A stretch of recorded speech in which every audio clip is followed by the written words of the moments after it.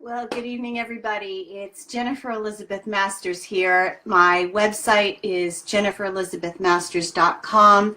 My email address is jenniferelizabethmasters@gmail.com. And tonight I want to talk about speaking up for oneself.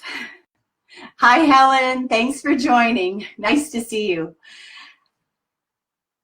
This is a subject that is near and dear to my heart. I grew up in a family where things were lovely and then they weren't. And my father would go from 0 to 60. And what I'm talking about is he would make a statement, and if he didn't have agreement or there was somebody, especially my mother, who was in disagreement, then he would get instantly upset and his anger would just skyrocket.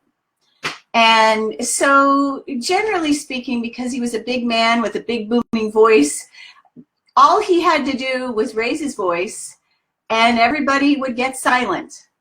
And so in our household, dinner conversations with 4 kids at the table and my parents were often silent. And I know I'm not the only one that has experienced this type of behavior.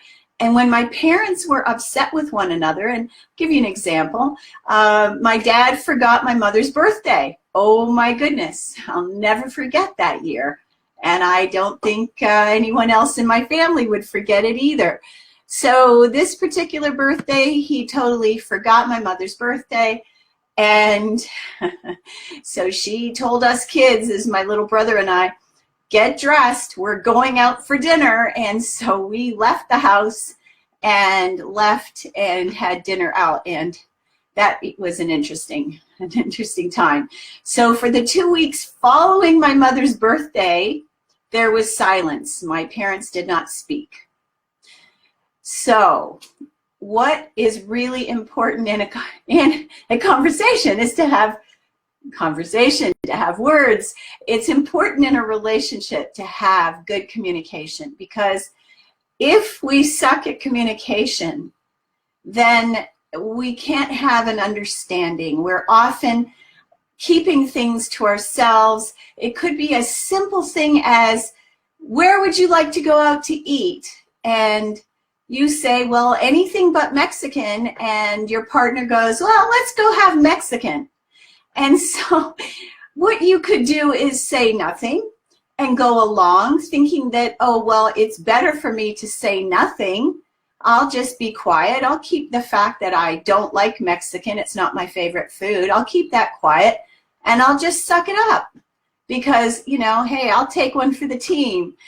And it's the worst thing that we can do, because what happens is over time, these little things that seem like such small things become very, very big. And, you know, if we keep sweeping things under the rug, pretty soon we're going to need a bigger carpet.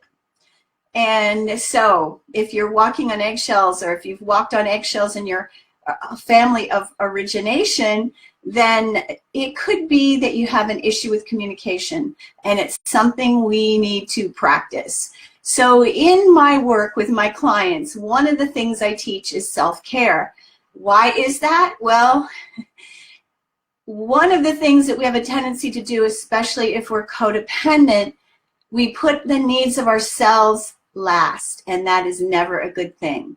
We have to take care of ourselves in many ways, and I'm not talking about, you know, like my client yesterday, her back was hurting, and what did she do? She went and got her nails done. No, that's not what I'm talking about. I'm talking about taking care of your mind, body, spirit so that you feel good about you and asking for what you want. So I have a little system, and it's called CARE. So the first thing we need to do is have a conversation. We need to make eye contact with our partners. We need to talk about things. We need to let them know what it is we would prefer. And of course, we need to listen. You know, a conversation is give and take. We can't just have it one way where we're just the one that is dictating. We don't want to be like that. A good relationship is one where we have communication that flows, this giving and receiving, just like the love, giving and receiving. Like the act of making love, is it giving and receiving? If it's all one way, somebody's going to get angry and resentful. So the first thing is to converse, to talk, to make eye contact. And I highly recommend that you touch yourself here and they touch themselves and their thyroid area as well. This I call the high heart center. It is a chakra that most people don't talk about. Very powerful. It's the thyroid. But if you have an issue speaking, it would be very helpful, first of all, to breathe while you're talking. Breathe through your words.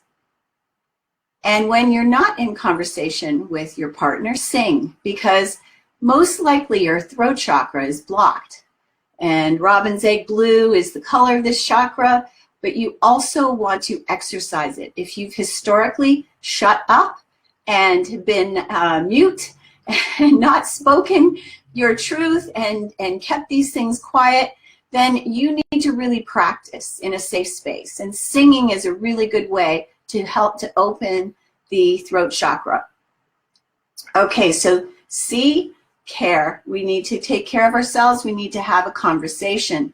And when we're talking to our partner or our friend, whoever it is we're having this conversation with, we need to acknowledge. So if someone says something and it upsets us or hurts our feelings, we need to say, you know, that doesn't feel good to me. I feel upset. I feel a little triggered. I actually am feeling uncomfortable in this moment. So we need to acknowledge how we feel. Acknowledging how we feel and the emotions that are coming up is, you know, it's witnessing. And rather than allowing things to escalate like my parents did and yelling at one another, if you feel yourself being really deeply triggered by something, then what you want to do is take a step back. You want to regroup. And in this regroup, you may say, you know, I need a little time. I am going to go wash my face. I'm going to go brush my teeth. I may go take a walk and come back in 10 minutes when I'm feeling like I am more centered in my body and I'm not so emotionally triggered. And maybe do a little processing. You could sit quietly, journal. What is it that I'm feeling? Where have I felt these feelings before? Often when we're triggered, it is nothing to do with what's going on in the moment. It's more to do with what happened 20, 30, 40 or more years ago. So the trigger was placed there probably by our parents, and that's what they did. You know, it's it's what they did. So we want to have a conversation. That's the C. We want to acknowledge when we start feeling emotions or feel triggered. We want to regroup or want to back up, take a little time out, breathe, and then we want to E, engage. So after we've had a little bit of time to think through, what was this about? Why was I upset? Was it really what they said, or was the tone what triggered me? Was it the words? Was it the tone? Or did I feel like I wasn't heard? Was I not listened to? Did they not get me? Because we all want to be validated. We all want to be loved. And so those are the 4 steps. We want to have a conversation. We want to acknowledge when we start feeling emotions coming up or being triggered. We want to regroup, take a step back, go take a walk, journal, write, ask questions. When did this happen before? And then we want to come back and engage with our partner or their friend or whoever it is that we're having the issue with. Maybe it's a parent, could be a family member. So that is what we need to do, take care of ourselves, because I'm here to tell you it is impossible to have a relationship without having some sort of conflict at some time. And often what we feel is anger because we have not spoken our truth, like Karma's doing right now. She's letting me know she needs to go for a walk, and she's been silent all this time. So we really need to pay attention to what we're feeling, what we're experiencing, but ignoring it is not going to make it go away, because what it does is it just sweeps it under the carpet. It'll come back to haunt us and bite us in the butt, and then we'll end up exploding, which is never a good thing. And when we do, we typically go into blame. So that's my care package for tonight. Conflict is inevitable. It is inevitable. We just need to learn how to work through it and not be afraid of it, because when we can really communicate through our issues, that's when we can create deep intimacy and connection, not by ignoring how we feel and suppressing our needs.